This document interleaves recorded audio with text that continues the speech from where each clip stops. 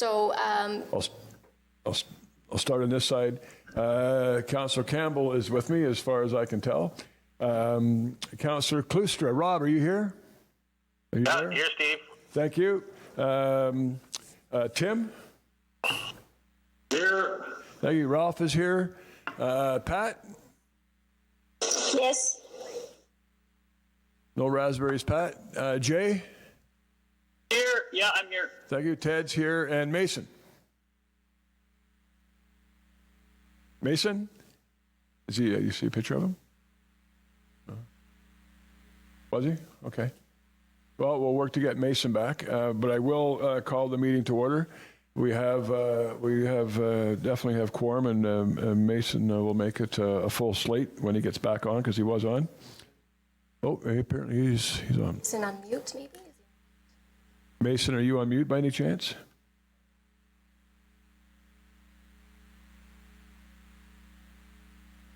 Okay, yeah, Mason, if you can hear me, Marcia is indicating that you are muted at your end. And you know, Mason, you're the one on council we count on to be tech savvy. Anyway, I'm going to go ahead and call the meeting to order. Is there a motion? Somebody put a motion on the floor to approve the agenda. Thank you, Ted. And seconded by DC. Now, every time I call a vote, which won't be very often, I'm going to go, I will ask for a show of hands in the chamber, and then I will go and I'll ask individually for those who have joined us electronically. So I will ask for an approval of the agenda. We've got a motion and a seconder. All in favor? Thank you. Tim? Approval of agenda? Yay or nay, or yes or no? I'm not hearing anything, or I can't hear clearly, but I'm assuming I need to say yes. Thank you. Rob? Yes. Thank you. Pat? Yes. Jay? Jay? Yeah, I'm here. Good to hear. And Mason, are you with us yet? Well, I know you're with us video, maybe not audio-wise. Okay, that was enough to carry the motion. So, listen, the purpose, can Mason wave if he can hear us? I want him to at least hear the information. Keep your distance.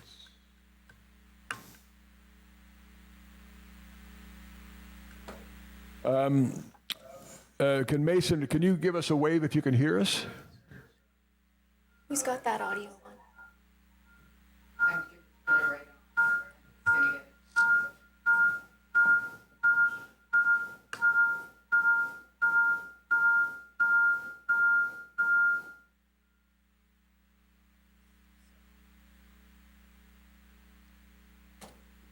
Sorry, did Mason give us a hand wave? Can he hear our audio?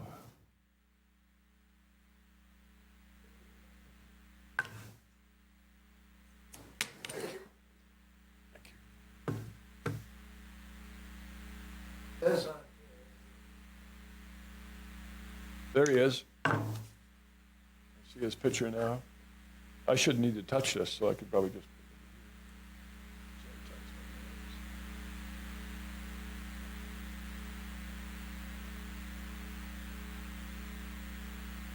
All right. Oh. Okay. Well, that's important. So hopefully we'll get some audio with Mason. He's verified that he can hear us. Thanks for verifying that, David. Mason, if you have any questions and we aren't able to get them through the system, then I will just get you to maybe send them to Megan, if that's okay. All right, so the purpose of this meeting, first of all, I just want to confirm that Fire Chief Brent Thomas is with us. I see his picture. Chief, you with us? Okay. Just for those folks at home, can the folks at home see this? You can't see that. So I will ask everybody just to give a verbal acknowledgement if there's a vote or a non-vote. So Chief did wave. I'll accept that for now. And Gail, CAO, are you there with us? Yes, Mr. Mayor, I am here. Goodness, so I'm glad that worked well. Okay, So as everybody here, certainly, and at home, certainly, I can't imagine there's anything more front and center in most people's lives than the COVID-19 virus issue that we find ourselves in Orillia, in the province, in the country, and quite frankly, right around the world. So that's why we're gathered here, is to maybe provide an update, and I don't know if the chief is able to do that. It's either, if so, great. If that's not the desired direction, then I will go right to the floor if that's the case, and open up the floor for questions from council.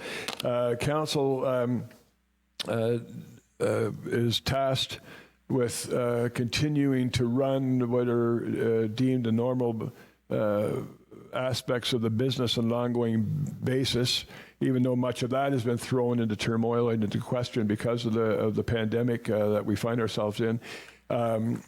But they've been receiving information on a daily basis. At the end of the day, a day's summary, and also a number have reached out to me over some on a daily basis with questions, comments, ideas, etc. So they've been quite involved to some degree, but this is a public way to have them make sure that their questions and answers are taken care of for them and for their constituents, should they have any. So with that being said, Chief, did you want to maybe start us off here?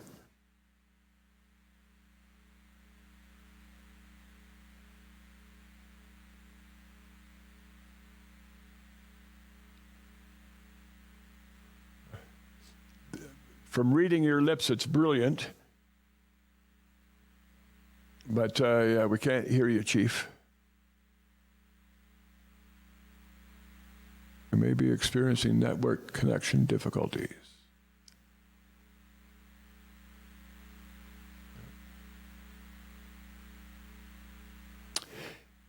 Well, we're going to have to solve this because, presumably Gail and I will be able to answer some of the questions, but some of them will definitely be in the Chief's wheelhouse. So if we can't hear him now, we won't be able to hear him then. So we'll need to solve this particular issue. Mayor Clark, I have asked, or I've advised Brent that we can't hear him, so he is just going to try another method. Great, thank you. We can certainly hear you, Madam CAO.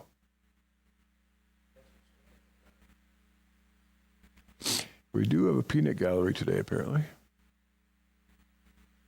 Peanut gallery of one.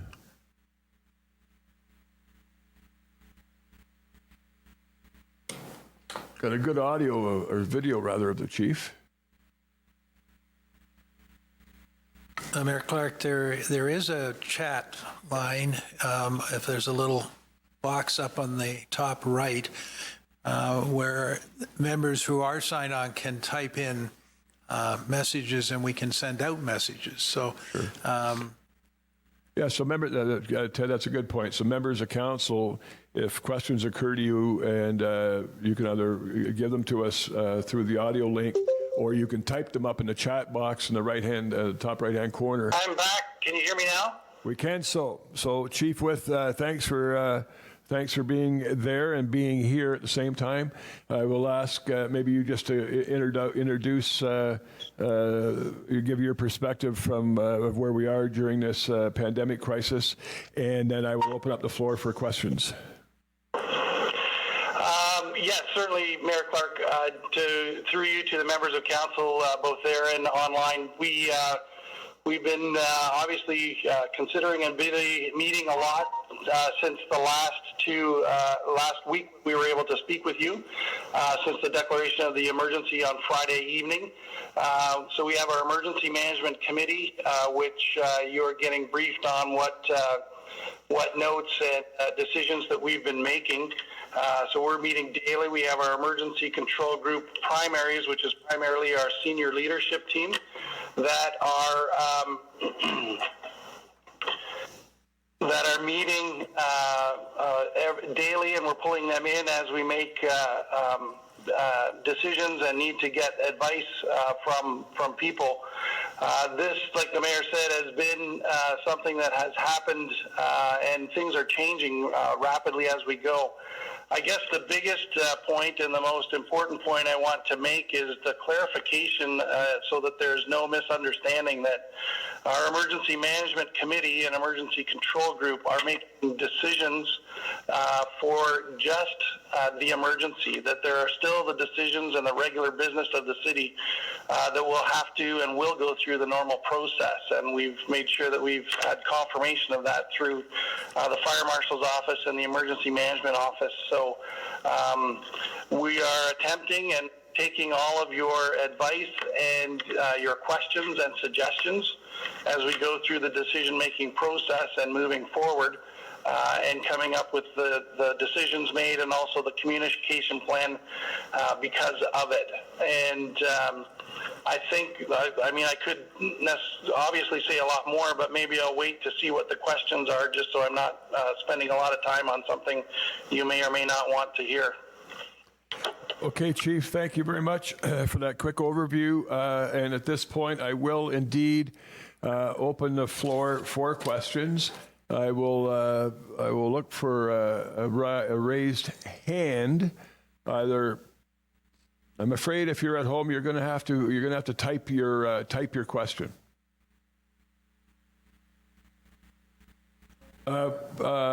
Yeah, but I won't know if they're in queue. Type your question or indicate in the chat section that you wish to get in queue. That's fine. Then we can probably hear you through the audio link. I'll start in the chamber if there's a question. David. Thank you, Mayor Clark. I'm sure during this we'll be asking some questions that many people here have the answers to and already know, but I want to pose some questions that I've been asked by the public in hopes that anyone watching gets the answers if they have these same questions. So I'll start with the landfill being closed to the public. I've had quite a number of people ask me the specifics as to why that is. Could someone address that, please? Gail, I think I'll throw that one your way. I mean, I think it's appropriate that you answer this. Through you, Mr. Mayor, just so that I understand the question, is the question why is the landfill site closed to the public? Correct. And from now on, I will just make sure everybody understands. I'll paraphrase the question, but you're right. Yeah, why is because I know that we did try to keep that open for an extended period of time, but the question is, why is it closed now? Yeah, it's interesting, Mr. Mayor. We can hear certainly people that are on the phone quite well, but there is a lot of unclarity when people are speaking into the mic. So I'm going to answer the question based on what I think the question was, which is why is the landfill site closed to the public? At this point in time, the landfill site, as members of council are aware, is certainly open for our contractor, which is Mid-Ontario. Regular garbage pickup is being taken care of. The issue with respect to the landfill site being open to the public is the configuration essentially of our facility that enables payment. And there was certainly some concerns that were expressed with respect to the staffing and the close connection to people as they were paying for the service at the landfill site.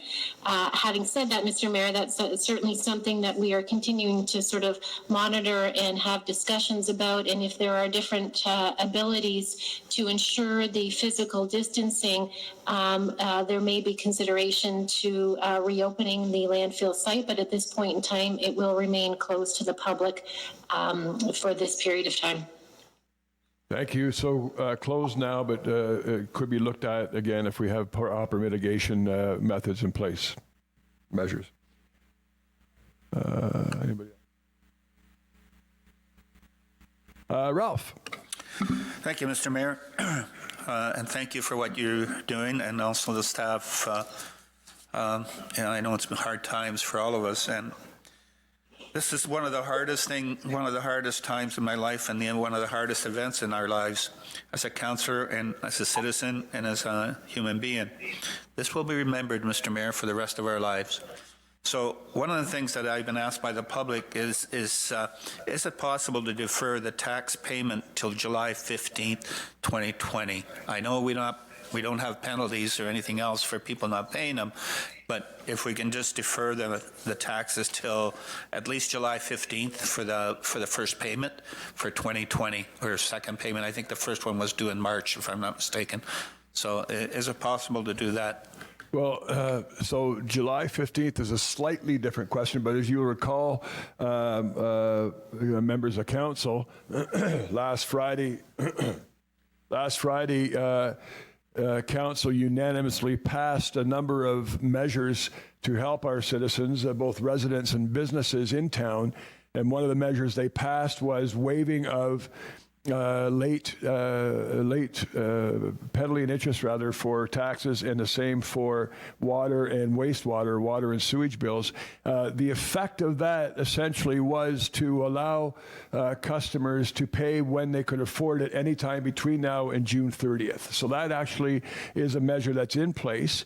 It's in place till June 30th at the moment. If it needs to be revisited as we get it closer to June 30th, then we certainly have that ability and will do so. So that was a good question, and that was as I say, there may not be July 15th at the moment, but it's June 30th, and it could go into July pending further consideration. So just as an explanation, Mr. Mayor, if people don't pay the taxes till June 30th, then there's no penalty whatsoever at this time. And then if we need to advance that to July 15th or September, whatever, we can still do that, can we? It will. All the measures we put in place will be revisited the longer that we're in this particular Thank you, Mr. Mayor. situation. Thank you. Ted. Thank you, Mayor Clark. I don't have a question at the moment, but Rob has put two on the chat line. First, well, he has a comment. He can barely hear you, but one, have all city facilities been cleaned? And his second question was related to has the Perch Festival been canceled? On the second question first, Rob, can you hear me okay? I can barely hear you, Steve. It's very muffled. Is there something that I can do to alter that? Is there a volume? And same with Ted and Ralph, the same thing. It's the microphone seems to be clearer once you're talking through the web on a regular phone instead of through the chamber. So.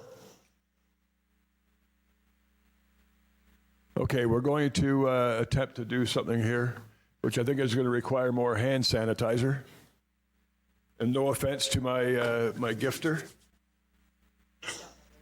The mics are right there. It's turned on. Speaking through the system.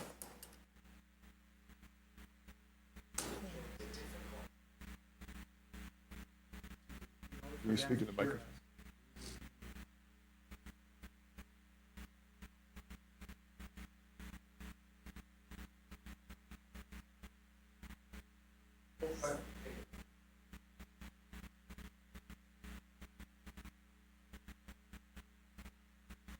Do I have the ability to speak through your computer?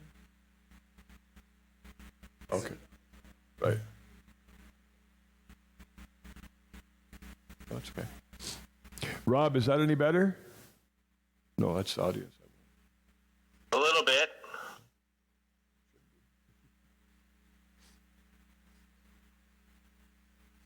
No. So you could ask him to ask his question, maybe, because he seems to hear you now. Rob, why don't you, I'm going to get you, I think your questions were, have the city facilities been cleaned? And the other one was around the Perch Festival, and I'll probably answer that question and address all the events before us. But if you, are those the two questions that you have?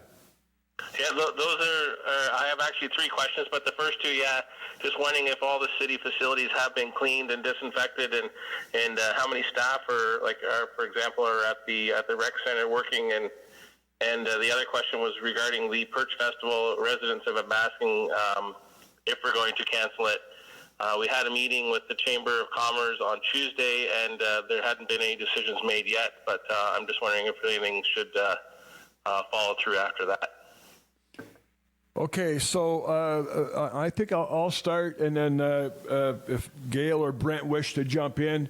Actually, on the facilities, Gail, I think I'll have you do that answer, because you probably have much more definitive answer than I would. Thank you, Mayor Clark. Yes, through you to Councillor Klustra, all municipal facilities have a very proactive cleaning program. We still have our custodians that are on a rotation. So extreme measures are being taken to ensure that the municipal facilities are in fact being clean. In terms of the, I'm not sure if the question was the actual build of the recreation facility. If the question was how many staff are there, as council is well aware, that construction project continues, and we have. Sorry, Gail, it was through for Rotary Place. Sorry to interrupt. Yeah. No worries. Thank you for that clarification. Through you, Mr. Mayor. What we have is staff on a rotation, checking those facilities on a daily basis. In terms of staff that are there throughout the day, that is not occurring. So staff are essentially checking each of the facilities on a daily basis. Thank you for that. With respect to the events, Rob, I'm going to, because I know Councillor Heen or Pat had a question about a number of the events as well. So we met, SLT, or the primary group, met just before we declared the emergency, and we looked at all the municipal events or events in municipal facilities up until including April 30th. And essentially, between people canceling themselves and us canceling them or postponing them, most, if not all, were postponed or canceled. The Perch Festival would fall into the category of any gathering legislation. And Chief, I'm just going to get you, if you happen to be up to speed on the number that are permitted to gather at an event right now. Do you have that number? The number, through you, Mr. Mayor, to the members of council, the number for gathering, I believe, is still at the under 50, as long as you can isolate or distance, physically distance appropriately. I've seen through the directive from closing businesses that they have a couple of different numbers in there, but as far as that being a public gathering is 50, as long as you can physically isolate, is the latest that I have read. I haven't seen anything different than that. I don't know.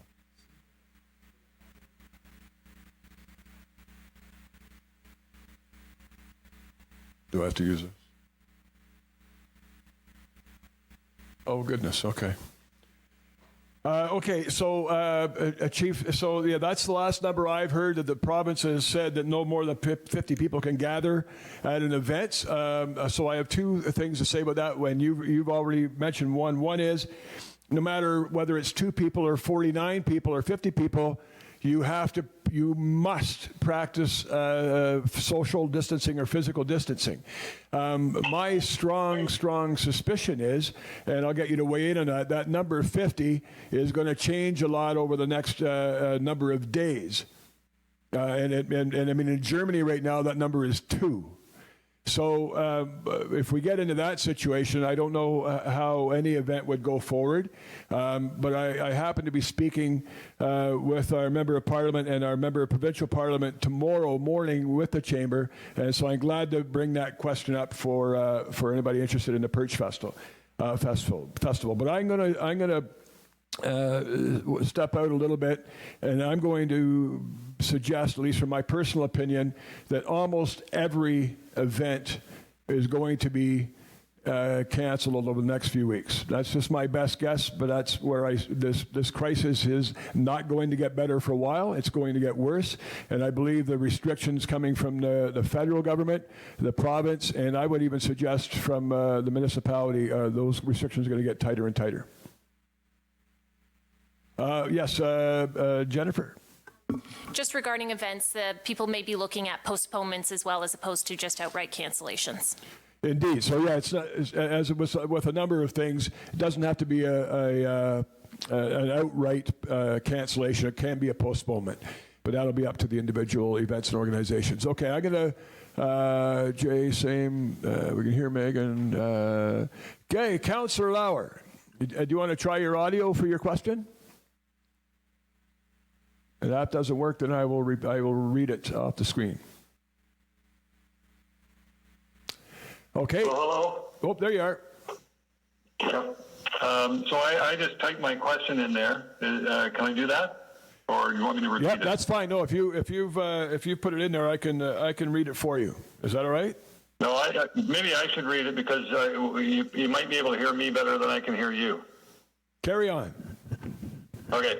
So the question is for the chief. I'm just curious. If sort of, as I mentioned, the what if department. If and hopefully we don't get this far, but if we do get to a lockdown, do we have the police resources to deal with that? So through you, Mr. Mayor, to Councillor Lauer and the other members of council, we had a phone conversation at one of our meetings with Inspector Eaton and Staff Sergeant Watson from OPP. They would have to redeploy some resources if we got to that point. That's certainly something that they're considering, but currently they don't have the resources to do that. So if we got to that point, enforcement, it looks like at this point would strictly be through OPP. We are actually trying to get some clarification. We've got some initial clarification, but I don't know if we have a definitive answer yet on if our MLEOs would be able to be used in some capacity or not. Currently, no, it would all be an OPP matter, but that is certainly something that we're asking questions about, and OPP are looking at on their end. They said if there is some sort of declaration like that, they have the ability to pull provincial resources the way that they need to go, but that is something that they were working on with their emergency planning and continuity of operations. Yeah, good. You make some good points, Chief. Yeah, there certainly are. We've been in constant communication with the OPP. They understand that could be an eventuality, and they will be prepared for it. They've pulled personnel from different aspects of their operation to bolster their local contingencies. The other point the chief hit on, and I'll just repeat it, is that our municipal law enforcement officers, or the MELOs, managed by Mr. Crawford, are also a great resource. At the moment, they are enabled to do some enforcement within the community. This particular type of enforcement at the moment does not fall into their purview, but my understanding from speaking with Ms. Dunlop, our MPP, and others, is that they are likely to be deputized through some sort of legislation in the very, very near future, would help supplement some of the enforcement should we get into that lockdown situation. Thank you. Jake, fire away.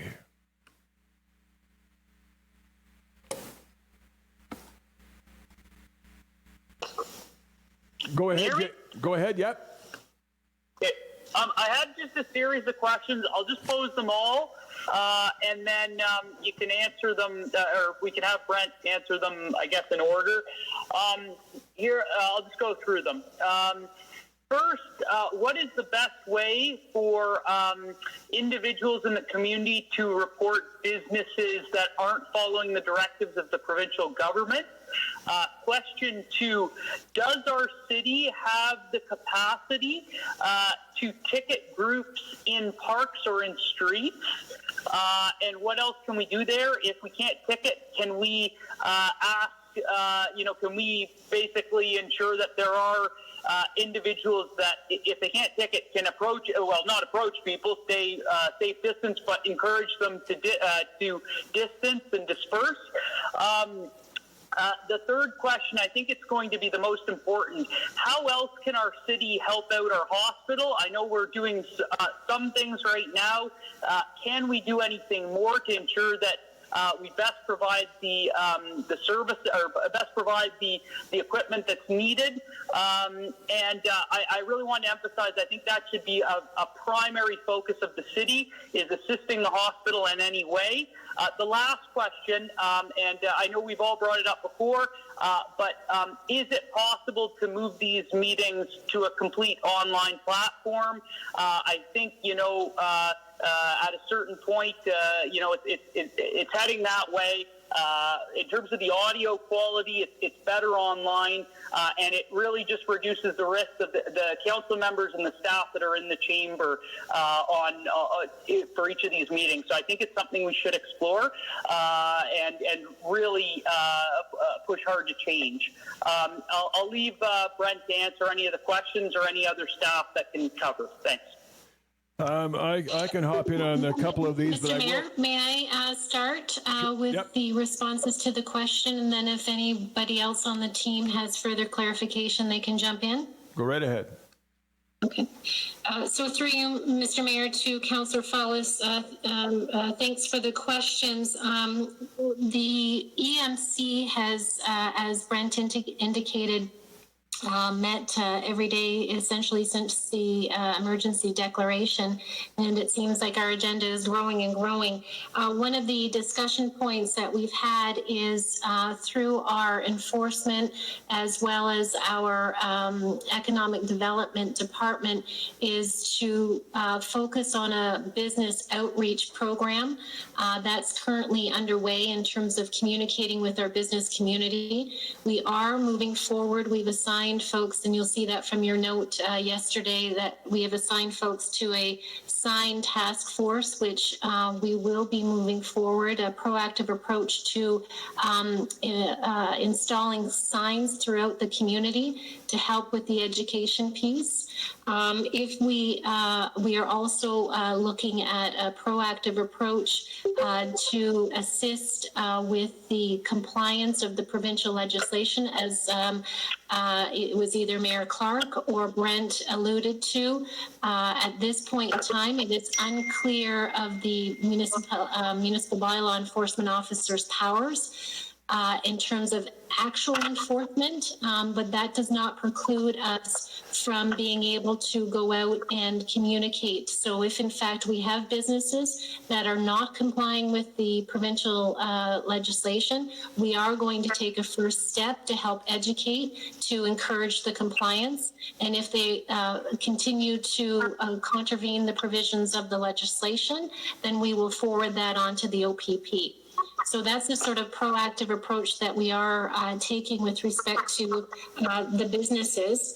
In terms of the ticketing ability for people that are congregating in groups, at this point in time, again, our role is more the education and encouraging compliance. If we are heading towards legal enforcement, and what I mean by that is ticketing, then we would need to rely on our OPP to assist in that process. We've been in constant communication with our detachment commander, and that is the approach that the OPP are taking as well. Let's educate, let's help people understand the importance of complying, and then if you continue to contravene, then it's strict enforcement. The other piece that you had asked, we actually, just before we headed into the council meeting, the Emergency Management Committee had a lengthy conversation with the CEO of the hospital, and I think it was a very educational discussion, and there was absolutely sort of next steps in terms of preparing for what potentially the future may look like in terms of maybe using municipal facilities. So we're in constant contact with the hospital to make sure that if there's anything further that we can do as a city to assist, that we fully understand that. So that communication is wide open.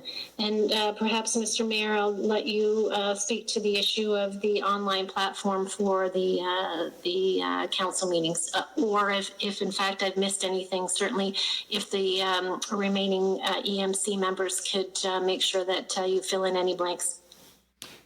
Yeah. So the only thing I would add to the enforcement piece, should we get to that point, many will now know in the community that the provincial government, when they made their declaration of an emergency, brought in some legislation that allows enforcement agencies at the moment, our policing agency, and probably soon our municipal enforcement agency, to ticket for non-compliance. So if we do see somebody, first of all, I'm hoping that a warning, first of all, we shouldn't have to warn at this point. Everybody should be well aware of it. I guess maybe some people find old habits hard to break, but I'm hoping that a warning, if they are non-complying, does the trick. If it doesn't, we've tried to take a staged approach. Right now, we're asking, recommending, requesting, and if we get to the point where we are mandating, that will be followed up with an enforcement tool, and the ticket for non-compliance in a situation such as Jay has brought up would be $750, and if there's any obstruction of that, it's actually another ticket of $1,000, and then there's a corporate or a business fine as well that could be levied. We hope that we don't get to that point. We generally have a very cooperative community, but I will say, as I've said in the media and in a couple of videos we put out, that 80% or 90% compliance in this situation doesn't work. It needs to be 100%. So, Jay, you raise a good question. On the complete online form, willing to consider anything. The only thing I will say, as you can see, we are very well spaced around the platform. The chamber has been sanitized by our custodial staff, and we're exercising physical distancing. My personal reaction is we can consider anything, but we also have some people in the community that are working in businesses and services that are been deemed essential, and they must go to work. So as mayor, I'm quite willing to show them that if you can go to work and if you can be safe, that's also a different type of example to set. But I do understand your point of setting the example of staying home, because that is essentially one of the main requests. Councillor Eamon, you wish to weigh in on this? I do, Mayor Clark. The other point is a technical point. Our meetings are public meetings, and these meetings are public because they're being streamed by Rogers, and anybody at home who has a computer can get on. I don't know if they're on the TV, but if they are, likewise, you can sign on to Channel 10. Our technology at the moment doesn't allow us to have a small conference like we are attempted to do today with the video and thing, and broadcast that. So as before we have our next meeting, I'm sure our IT staff will be looking at that and trying to determine how could we marry up the two so that we can meet that obligation of not only keeping us in the loop and allowing us to ask questions, which is fine, but I think it's even more important that these meetings and these discussions be viewed and heard by the population of Orillia generally. Indeed. Thank you. Thank you both for that. Pat, I have you in queue. Whoops, sorry. Oh, sorry, JR. Ms. Ruff? To you, Mayor Clark, just back to Councillor Follis's question regarding how to report non-compliance. We do have a really great frequently asked questions section on orillia.ca/COVID-19, which does provide some contacts for an online reporting tool, which is www.opp.ca/reporting. And there is a 188 number there as well that people can use. So that's just go to our website and those contacts are available. Yeah, that's a very, very good point. So, Jay, because your first question was, what's the best way to report a non-compliance of a business that isn't practicing things that it should be, or people not socially distancing, whatever it happens to be, and we've been in communication with the OPP, and they have asked people to use the citizen self-reporting mechanism, which is indeed on www.opp/reporting, OPP, www.opp/reporting.ca. JR, one more time. Through you, Mayor Clark, www.opp.ca/reporting. Thank you. And there's also the 888 number. I know it's 888-310. Do we have that number handy, JR? Yes, through you, Mayor Clark, it's 1-888-310-1122.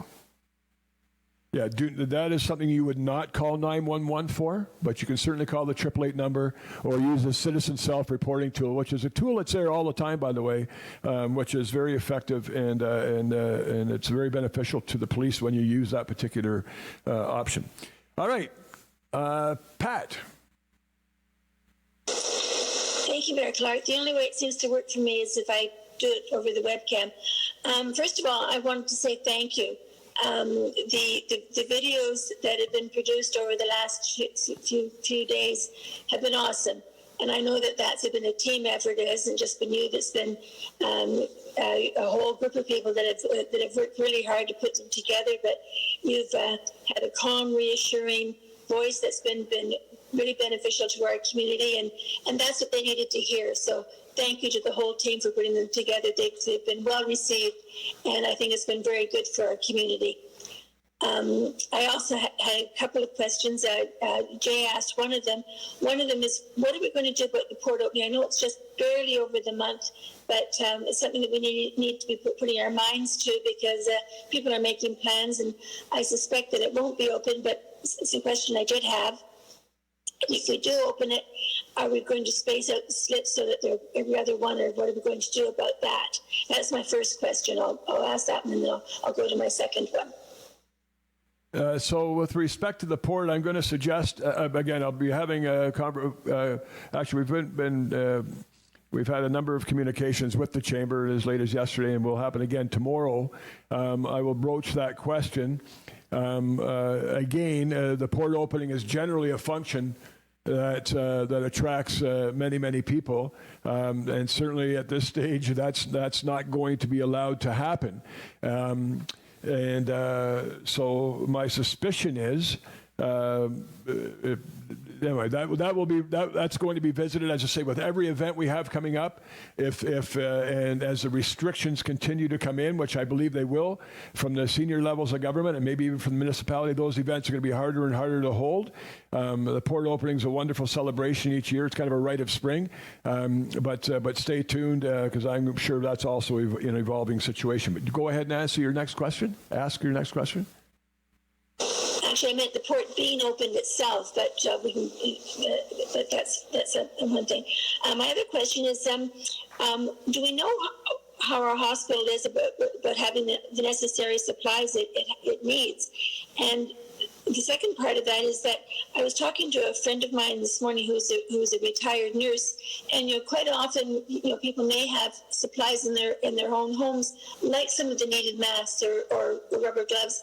And if they have them, can we put something in place that people can turn those needed supplies over to the hospital? And how would we do that? I think I'll start, and then I'll let JR jump in, or if Brent or Gail wish to, please do, or indicate on the screen. We've had a couple of conversations, certainly had a good conversation with Carmen Stumpo, the CEO and president of the Orillia Soldiers Memorial Hospital, or Soldiers Memorial now. And he has indicated that there's been some wonderful philanthropy throughout the community. They have a number of donations already, and we talked about some other possibilities today. They are going to do all that through the hospital foundation. And so if somebody out there does have something they believe is an essential item for our healthcare service, in particular, that would be a channel that you would use is to get a hold of the hospital foundation. But JR, if you want to jump in. Through Mayor Clark, certainly that is being spearheaded through the Hospital Foundation. And if there are businesses or individuals looking to provide those donations, you want to go to osmhfoundation.ca/donate. And they have more information on their Facebook page and website. Gail or Chief, do you want to add anything further?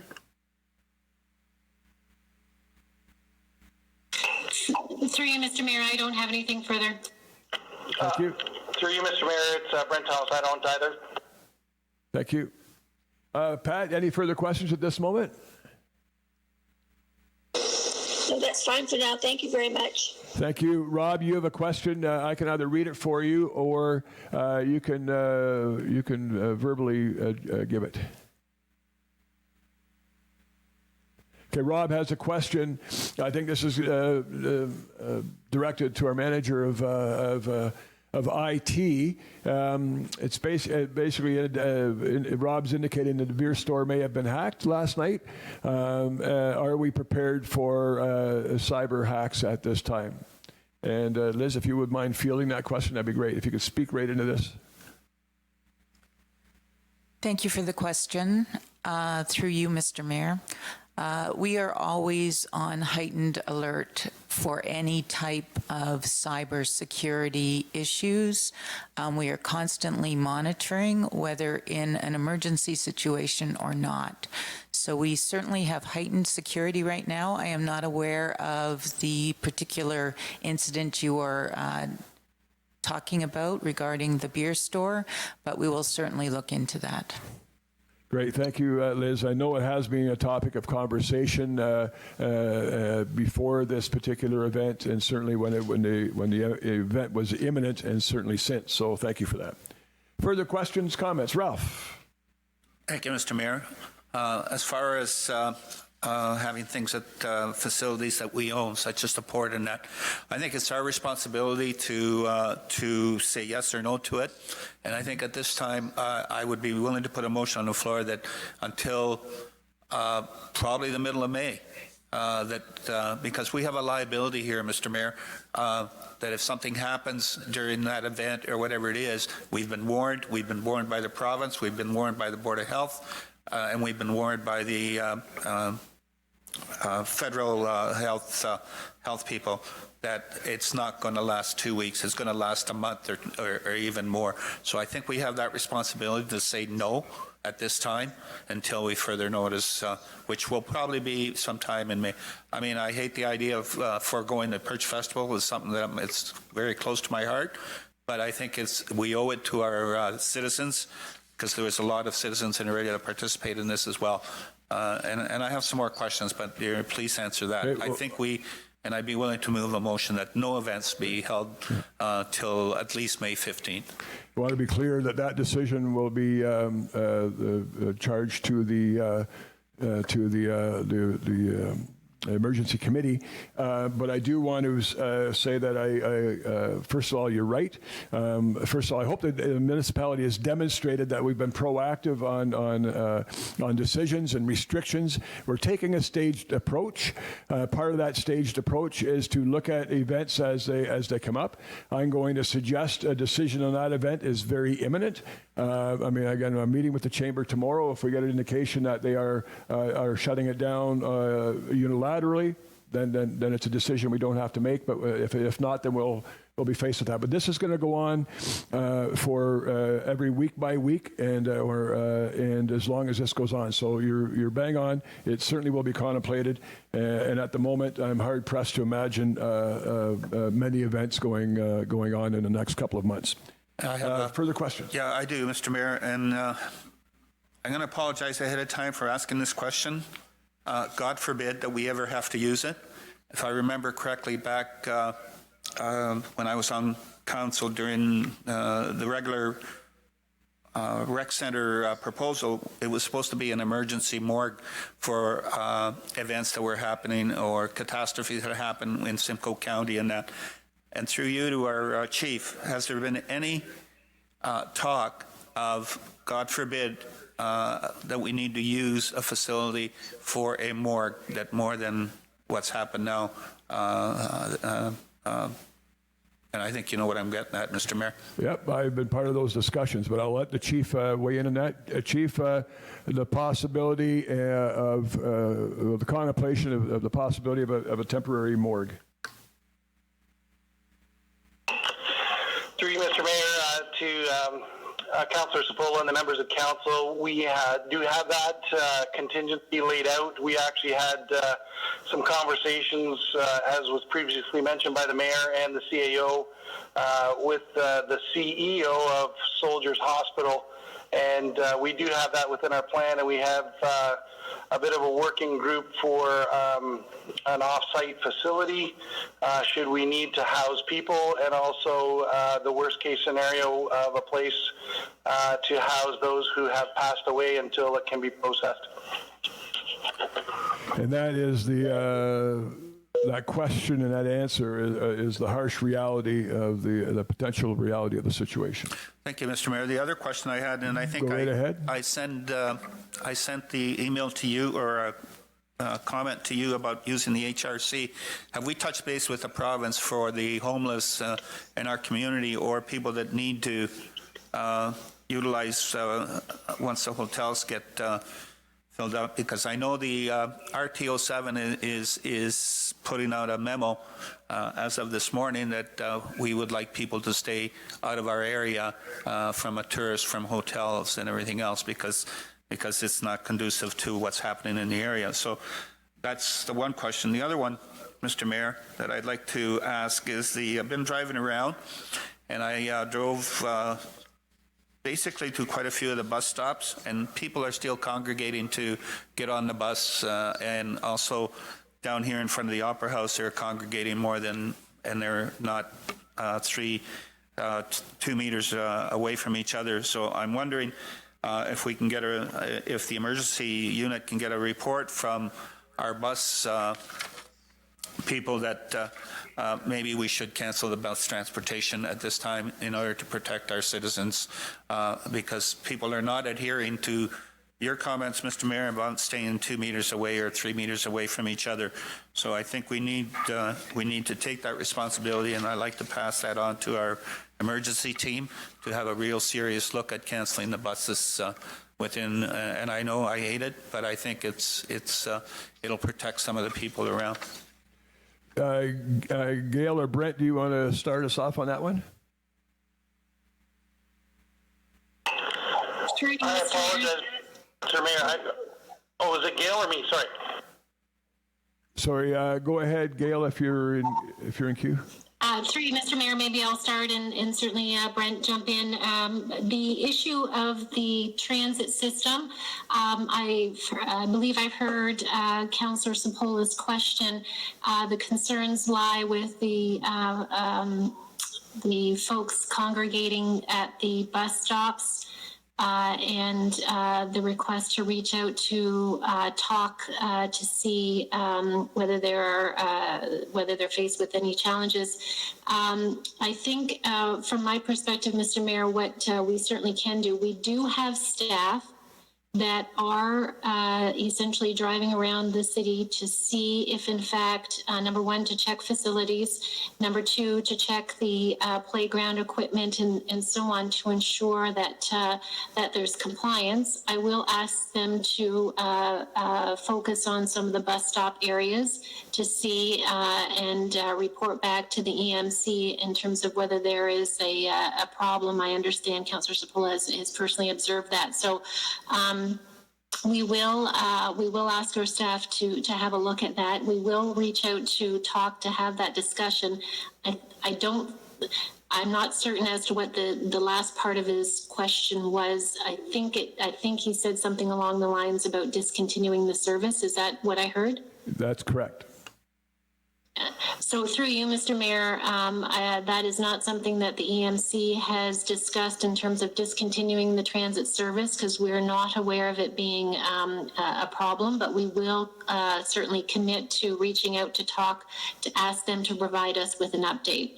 So I will ensure that we do that, and that'll be part of our agenda for tomorrow. Chief, anything you'd like to add? No, not me. That's great. Thank you. Jar? Through Mayor Clark, certainly Gail alluded to a sign task force that has been established, and we are getting some proactive signage developed, and we'll certainly keep bus shelters and buses in mind in terms of promoting the measures that are in place. Two comments I would add. One is, for some people in our community, for a number of that, it is in their minds an essential service. So if we can continue to provide that in a safe manner, we will. If we can't provide it in a safe manner, it will be looked at. We put some measures in place for the drivers.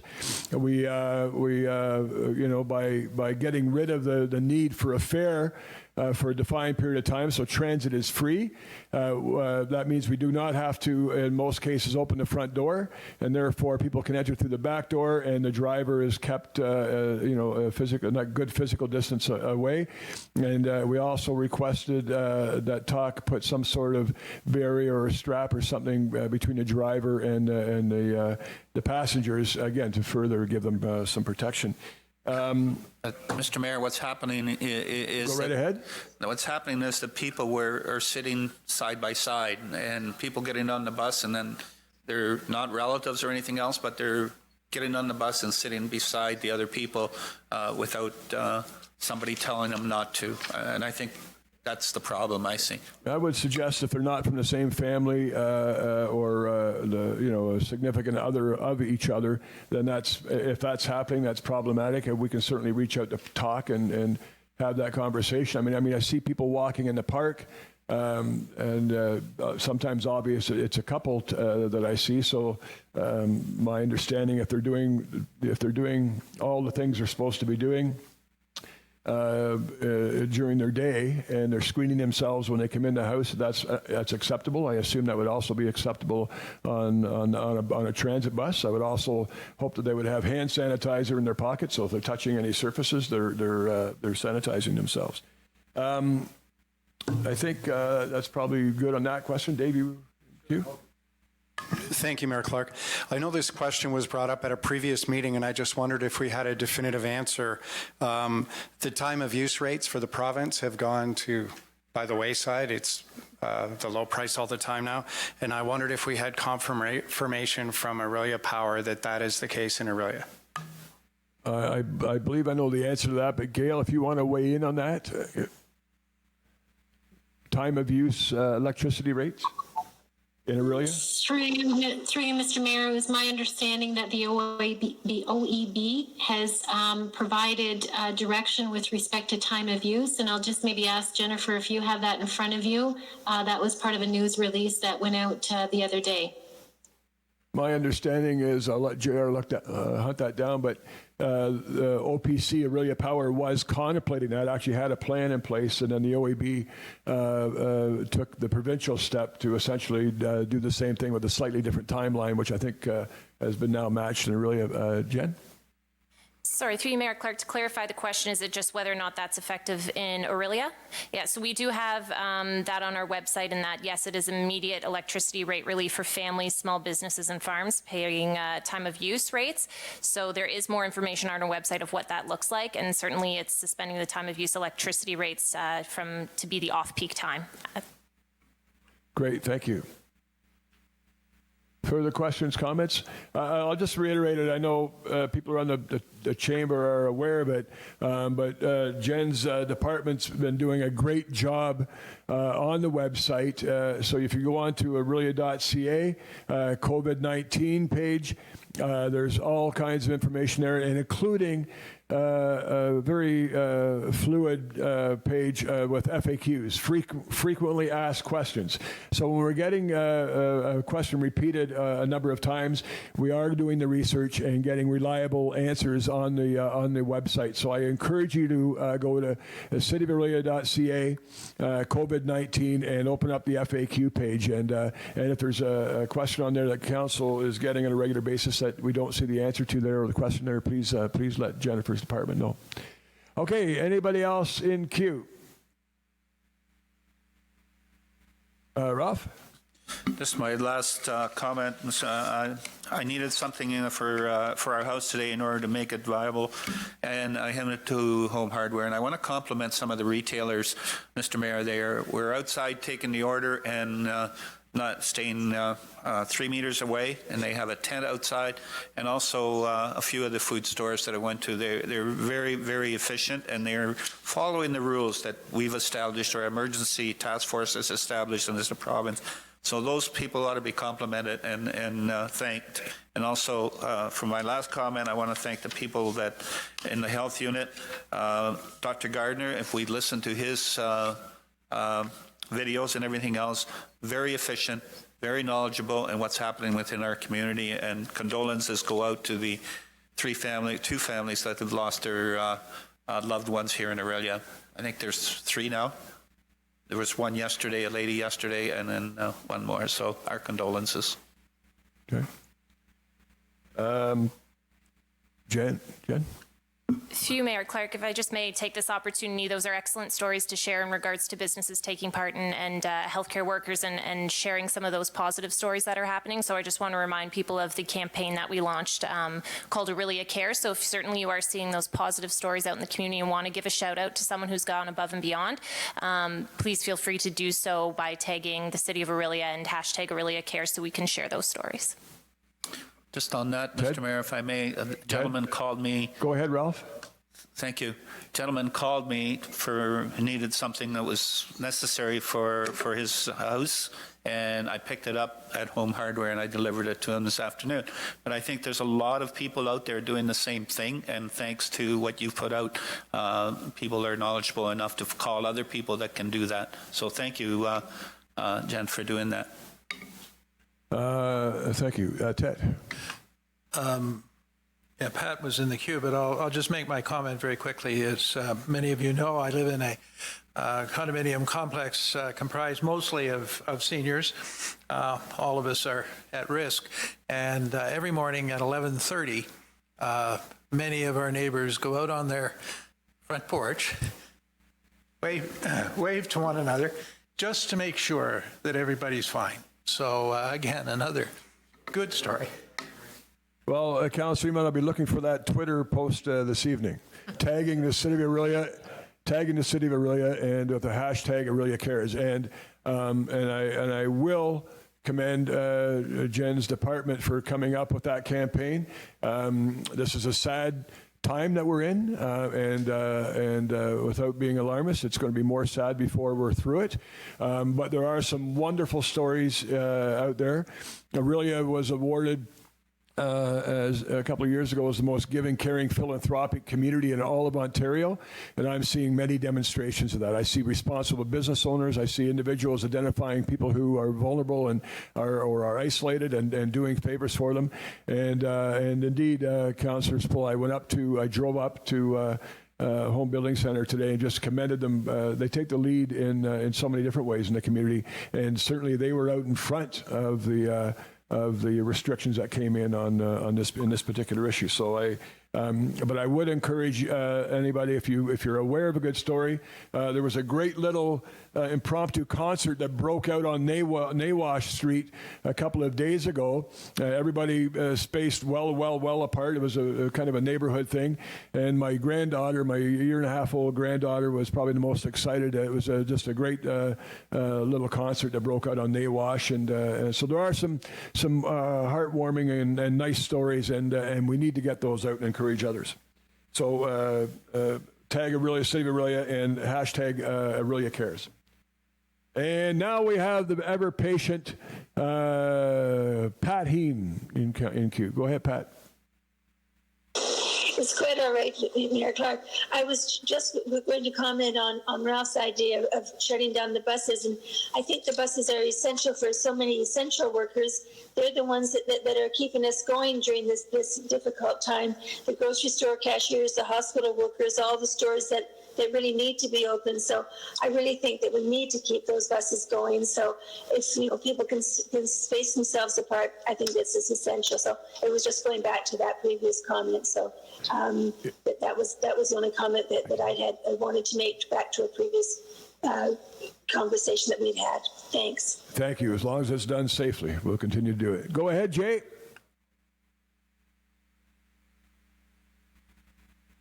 Can you hear me? Indeed.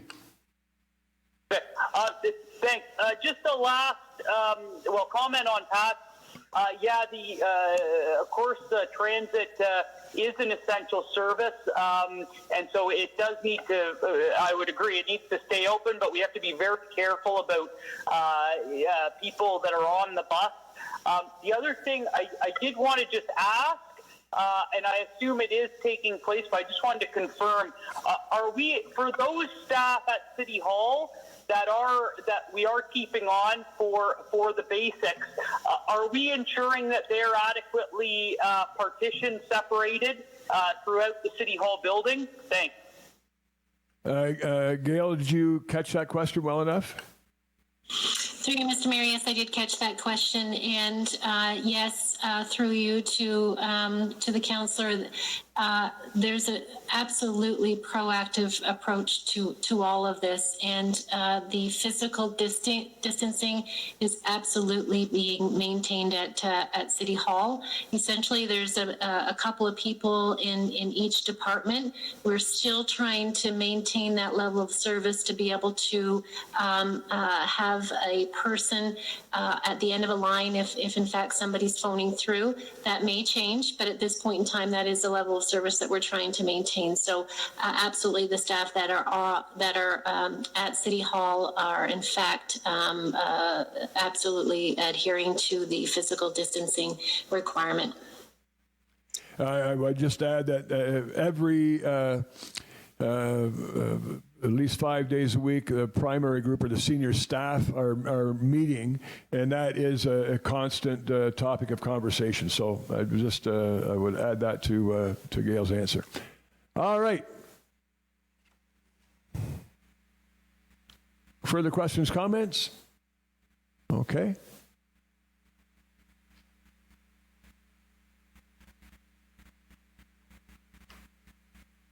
And if that's the case, I will,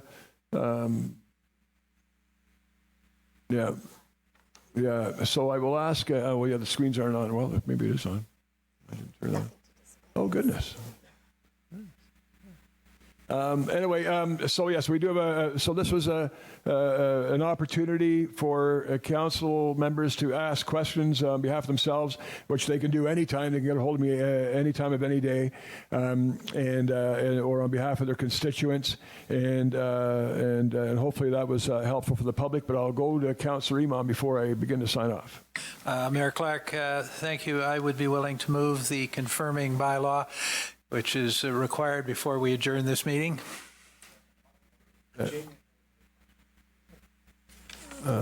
Jay, do you have another question?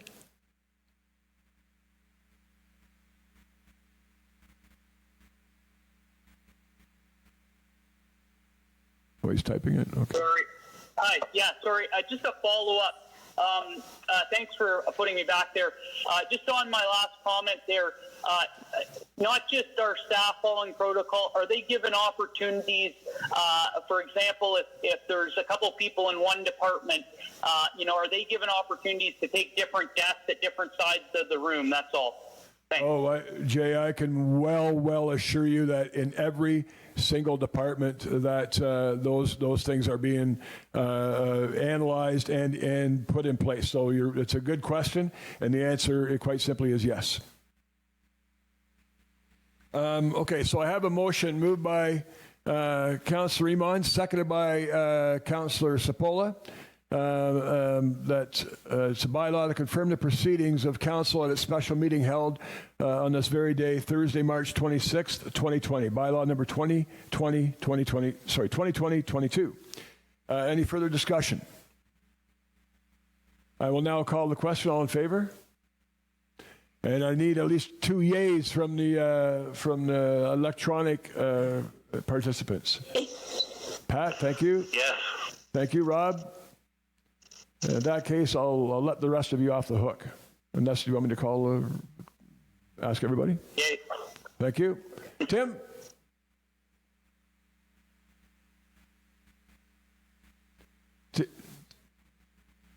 Tim, yes or no? Yes, sorry. Thank you. I believe we got everybody now. And one from Mason. Thank you. Thank you, Mason. Thank you. Listen, the IT had us almost up and going 100% in a completely different format that we've ever used before, so I thank them for that, and I'm sure that'll even evolve further. So with that being said, I will entertain a motion to adjourn, moved by Ralph, seconded by Ted. I think that was it. All in favor? Thank you. Jay? Adjournment? Thank you. Mason? Mason's usually the first one in queue for an adjournment. Pat? Yes. Tim? Yep. Rob? Yes. Thank you. Continue to be safe. Spread the word, not the virus.